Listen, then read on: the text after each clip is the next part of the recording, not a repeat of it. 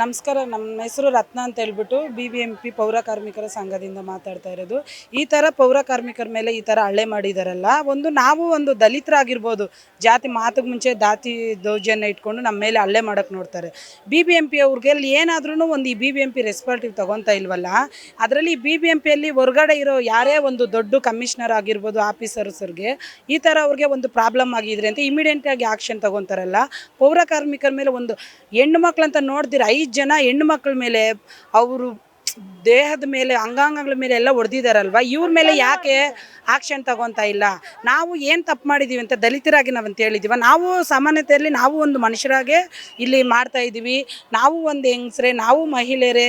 Doctor Baba Saheb Ambedkar ಹೇಳಿರೋ ಪ್ರಕಾರ ಕಾನೂನು ಸಮಾನತೆ ಎಲ್ಲರಿಗೂ ಇದೆ ಅಂತ ಹೇಳಿದಾರಲ್ಲ.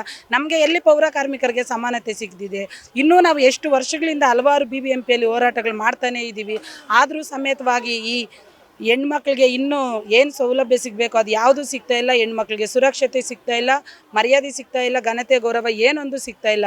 ನಾವು ಈ BBMPಯಲ್ಲಿ ಕೇಳ್ಕೊತಾ ಇರುತ್ತೆ, ಎಲ್ಲರೂ ಪೌರ ಕಾರ್ಮಿಕರು ಬೆಂಗಳೂರಲ್ಲಿರೋ 198 ವಾರ್ಡ್ಗಳಲ್ಲೂ ಸಮೇತವಾಗಿ ಹೆಣ್ಮಕ್ಳಿಗೆ, ಎಲ್ಲ ಪೌರ ಕಾರ್ಮಿಕರಿಗೆ ನ್ಯಾಯ ಸಿಗಬೇಕು. ಹೆಣ್ಮಕ್ಳ ಮೇಲೆ ಯಾರೇ ಆಗಲಿ ಜಾತಿ ದೌರ್ಜನ್ಯ ನಿಲ್ಲಿಸಲೇಬೇಕಂತ ಹೇಳ್ಬಿಟ್ಟು ನಾವು ಕೇಳ್ಕೊತಾ ಇದ್ದೀವಿ.